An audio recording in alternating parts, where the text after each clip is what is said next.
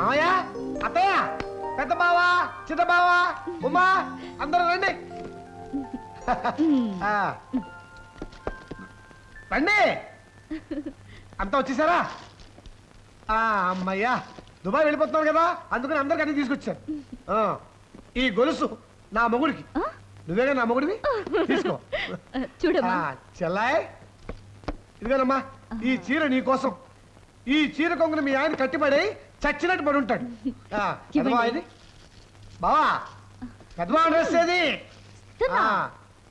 ఇది dance dress. ఇది వేసుకుంటే బ్రహ్మాండంగా డాన్స్ చేస్తావు. తీసుకో.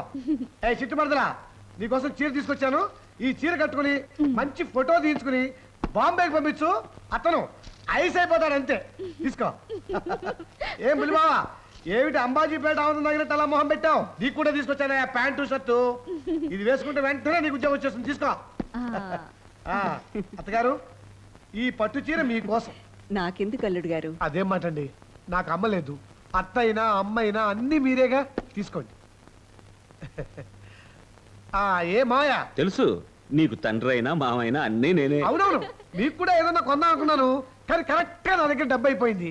అయినా తీసుకున్నాను. కాశీ తువ్వాల. నేను దుబాయ్ వెళ్ళిన తర్వాత మీకోసం ఒక ఫారెన్ కాశీ తువ్వాల పంపిస్తాను. తీసుకోండి, తీసుకోండి. 20,000 రూపాయలు ఖాళీ.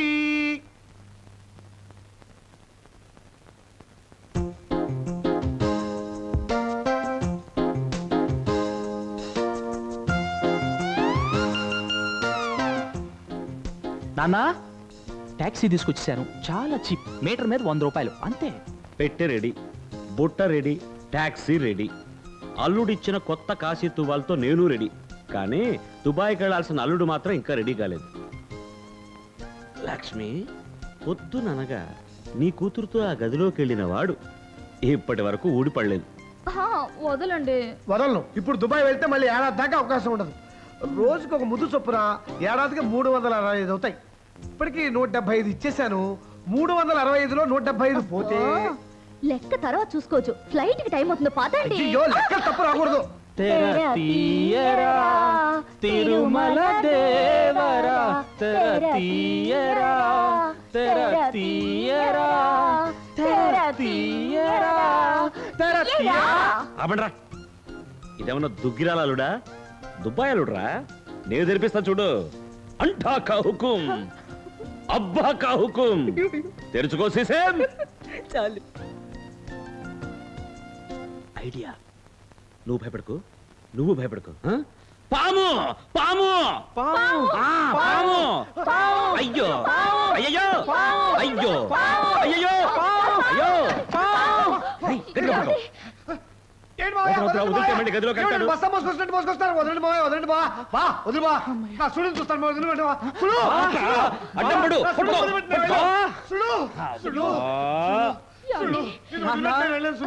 నువ్వు లోపలికి వెళ్ళు.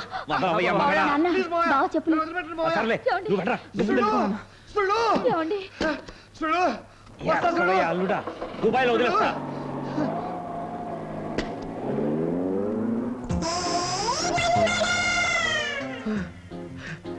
Tata, cheerio, by by. వెళ్ళగా ఉత్తరం రాయండి. మళ్ళీ చేరాలో లేదో మేము కంగారు పడతాం. అత్తయ్య, నా బదులు మావయ్య దుబాయ్ పంపించేశాను. ఇక మీద మావయ్య బాధ మీకేం లేదు. సుళ్ళు, అడ్డు దుబాయ్ పోయింది. సరే, ఇంకా 32 బాకీ ఉండిపోయాయి. ఏమిటండి మీరు?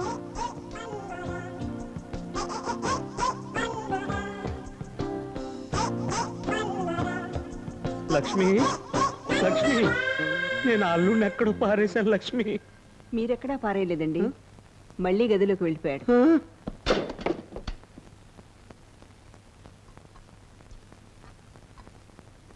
అదేమిటండి, అన్నంతో ఇల్లు కడుతున్నారు?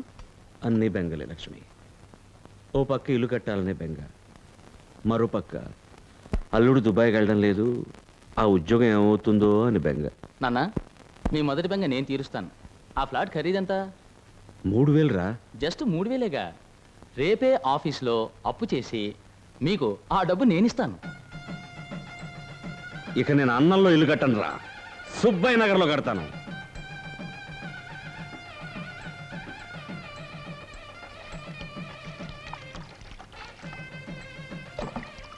ఏమండి ఏమండి ఆఫీసులో అప్పు చేసి డబ్బు ఇస్తానంటున్నారు ఏమిటండి? అవును, ఏ? చూడండి, ఇల్లు కట్టడం మీ నాన్నగారికి శక్తికి మించిన విషయం.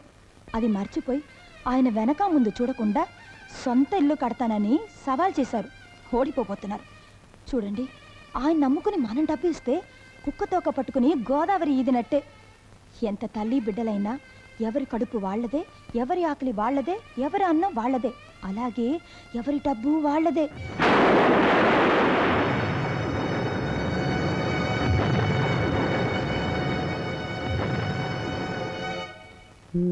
ఇది కాంక్రీట్ కాంపౌండ్ వాళ్ళు ఇక్కడి నుంచి లోపలికి జారి మరి ఈశాన్యంలో బాగుండాలి.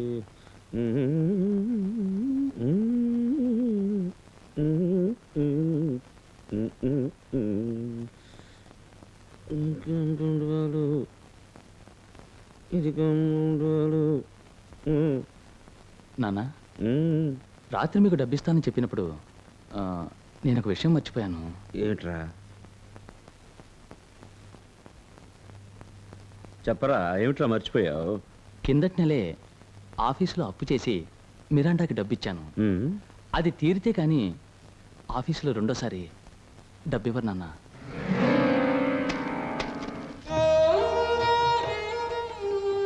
లక్ష్మి, కథ మళ్ళీ మొదటికే వచ్చింది. మన ఆనందు కిందటి నెల ఆఫీసులో అప్పు చేసి ఆ మిరండాకి డబ్బు ఇచ్చాట. మిరండాని మర్చిపోయినట్టే ఆ అప్పు విషయం మర్చిపోయాట. అది తీరేదాకా ఆఫీసులో మళ్ళీ అప్పు ఇవ్వరట.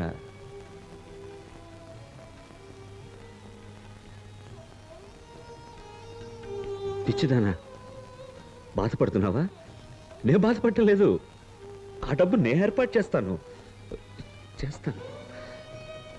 మా నాన్న ఇప్పుడు తిరిగి వచ్చాడు కదా, మన కోడలు ఇప్పుడు సంతోషంగా ఉంది కదా.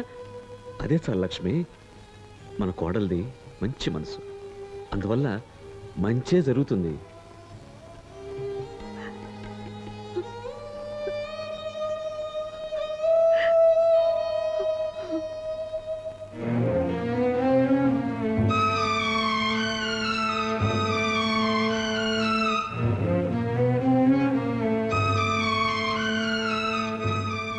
నమస్కారం సార్.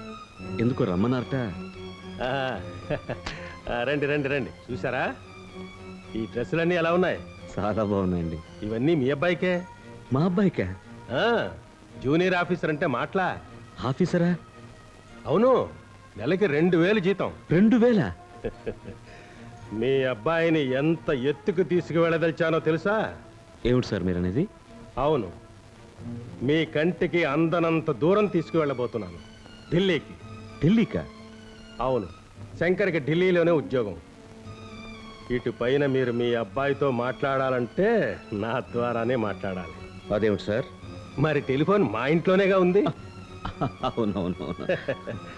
అతి తొందరలో మిమ్మల్ని ప్లాట్ఫామ్ మీద చూడాలని నా కోరిక. సార్?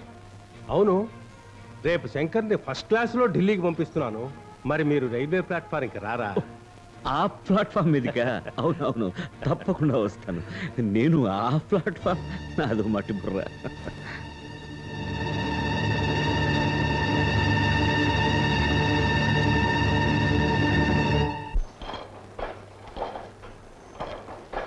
సుబ్బయ్య ఎక్కడా? అక్కడా ఆ మిషన్ ఆఫ్ చేయవా? ఏమిటి విషయాలు? ఏమిటి సుబ్బయ్య, నీతో పెద్ద తలనొప్పి అయిపోయిందయ్యా.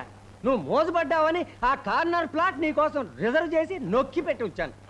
నువ్వేమో ఉలకో పలకో, మిగతా వాళ్ళు ఆ స్థలమే కావాలి, నా ప్రాణాలు తోడేస్తున్నారు. అది కాదు బుల్లెట్ గారు. అదేమి కాదు. సాయంకాలం 6 గంటల్లోగా 3000 ఇస్తే ఆ స్థలం నీది, లేకపోతే ఇంకోళ్ళది, అంతే.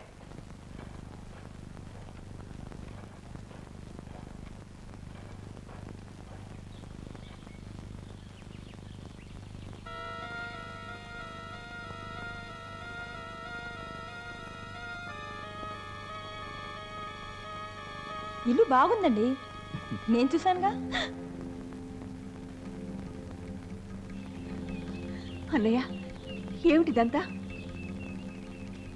నేను చస్తే నువ్వు నా ఇంటికి రాకు, నువ్వు చచ్చినా నేను నీ ఇంటికి రాను అని చెప్పిన ఆ మనిషి పిల్లంతో మాట్లాడటం నాకు ఇష్టం లేదు. నువ్వేదైనా తెలుసుకోవాలనుకుంటే నీ కొడుకుని అడిగి తెలుసుకో. ఏమిట్రా ఇది? ఆయనకి ఇంటి నుంచి ఆఫీస్ చాలా దూరంగా ఉందట. వెళ్ళి రావడానికి అవస్థగా ఉందట. ఏం చెయ్యాలి అని అడిగారు. నేను మా నాన్నగారికి ఉత్తరం రాశాను. అందువల్ల మా నాన్న గాంధీనగర్లో ఇల్లు చూశారు.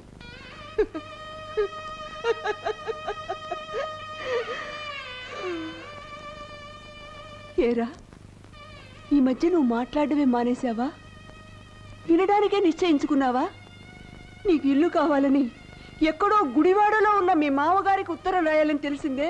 ఇక్కడే ఇంట్లో ఉన్న మీ అమ్మా నాన్నలకి చెప్పాలని తెలియలేదట్రా. ఇప్పుడు మీ నాన్నగారు వచ్చి అడిగితే నేనేం సమాధానం చెప్పాలిరా? ఎలా చెప్పాలో తెలియకే కదా నాన్న లేనప్పుడు పెడుతున్నాం. పద పార్వతి, వర్జం వస్తుంది.